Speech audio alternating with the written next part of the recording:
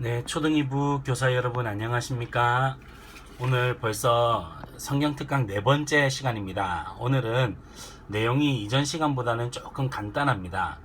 예전에 제가 좀 욕심을 내서 많은 부분들을 하려다 보니까 자세하게 성경들을 좀 짚고 넘어가지 못해서 이번에는 역사서 파헤치기 1탄 해서 정복시대와 순환시대 두 시대만 한번 다루어 보려고 합니다.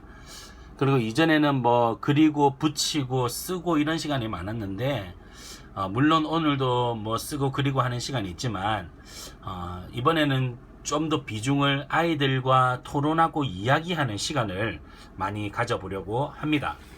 네, 한번 역사서 파헤치기 1탄 한번 시작해 보도록 하겠습니다. 네, 보시면 정복시대죠.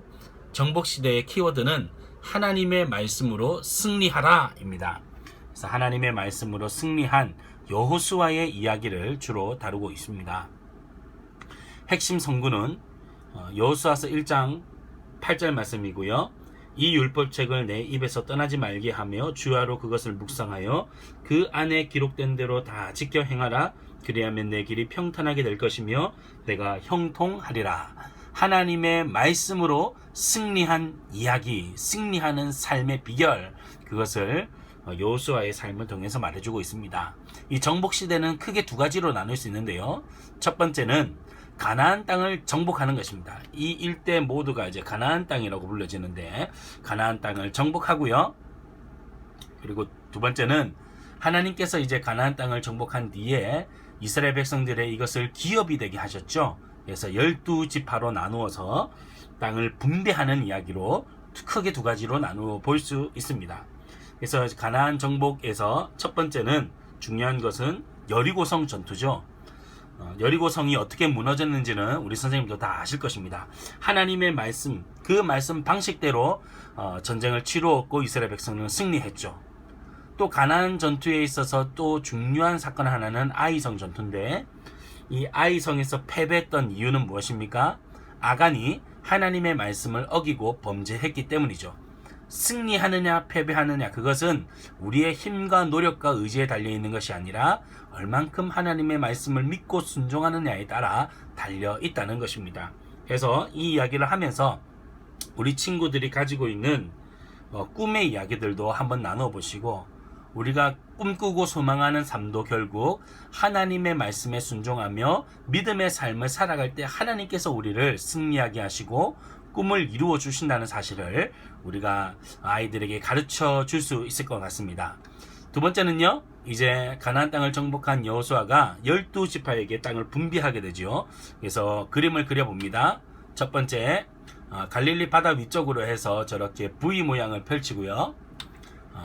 이러한 순서들로 그려 나가면 되겠습니다. 네. 그리고요, 여기 이제 땅이 분배가 되면 여기다가 이름을 쓰면 되겠죠. 요 완성된 지도를 제가 나중에 주일날 한 장씩 나눠 드릴 테니까요. 그거 보시면서 우리 학생들이랑 같이 나누어 보시면 되겠습니다.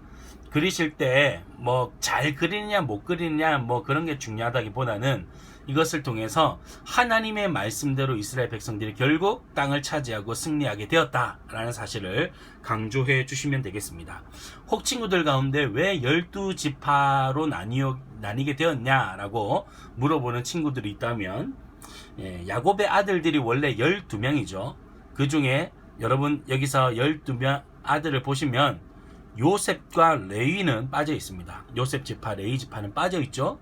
그 대신에 요셉이 낳은 아들 에브라임과 므낫세 이 두 지파가 들어오게 됩니다. 그래서 요셉과 12명의 아들 중에 요셉과 레위는 빠지고 그 대신 요셉의 아들 므낫세와 에브라임이 들어가서 12지파라는 사실을 가르쳐 주시면 되겠고요. 여기서 이제 토론 주제는 첫 번째는 말씀을 읽고 묵상하고 순종하는 것에 있어서 오늘 나의 점수는 어떨까? 친구들과 함께 이야기해보고 그렇다면 하나님 말씀을 더 가까이 하고 또 순종하기 위해서 구체적으로 어떤 노력을 할 수 있을까? 하나님께서 말씀을 더 가까이 할 수 있도록 내가 어떻게 순종해야 할 것인가 하는 것을 구체적으로 한번 나누어 보시면 좋겠습니다. 다음은 순환시대인데요. 네, 순환시대의 키워드는 하나님이 우리의 왕이시다 라고 하는 사실입니다. 하나님이 우리의 왕이시다. 그래서 네 가지 사이클이 있는데요.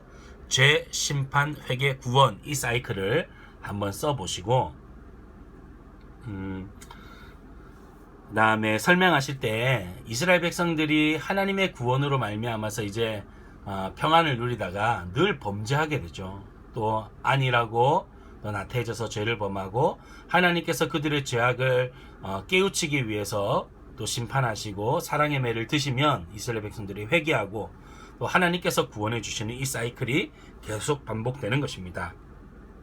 이스라엘 백성들이 범죄할 때마다 하나님께서 14명의 사사를 보내셔서 이스라엘 백성들을 경각시키고 다시 회복시키셨습니다. 그럼에도 불구하고 이스라엘 백성들은 여전히 하나님, 우리에게 눈에 보이는 왕이 필요합니다. 이렇게 얘기했습니다. 하나님이 진정한 이스라엘의 왕이시지만 이스라엘은 그것을 거부하고 하나님, 저 옆에 이방 나라들처럼 우리나라를 좀 더 부강하고 잘 살게 만들 수 있는 그런 왕, 눈에 보이는 유능한 왕, 우리가 의지할 수 있는 왕을 주세요 라고 그렇게 이야기하지요. 그래서 사사기의 끝은 하나님께 왕을 구하는 이스라엘 백성들의 그런 불순종의 모습으로 끝나게 됩니다.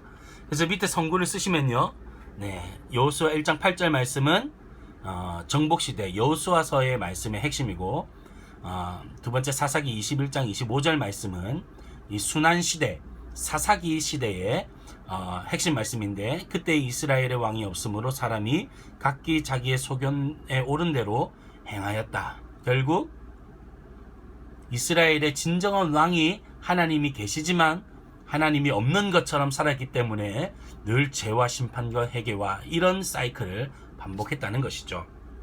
오늘 이 순환시대를 토의하면서 토론 주제는 첫 번째, 내 안에 변화되길 원하는 안 좋은 습관이 무엇인지 같이 고백해보고, 두 번째는 우리가 정말 죄를 회개하고 뉘우치면 하나님께서 우리를 용서해 주시는지 서로 그것을 정말 깨닫고 확신하는지 서로 고백하고 확인해보는 시간입니다. 그래서 정말 그 하나님이 사랑과 자비가 충만하셔서 우리의 모든 잘못과 잘못된 습관들을 고치시고 우리를 새롭게 해주시는 하나님이심을 우리가 믿음으로 고백하고, 하나님 어리석은 이스라엘 백성과 같이 이 땅의 다른 것들을 의지하지 않고 우리의 왕 대신 하나님만 의지할 수 있도록 나를 붙들어 주시옵소서. 그렇게 한 주간 하나님이 나의 왕이 되어 주시옵소서. 그렇게 서로 간구하고 기도하고 격려하는 그런 모임이 되셨으면 좋겠습니다.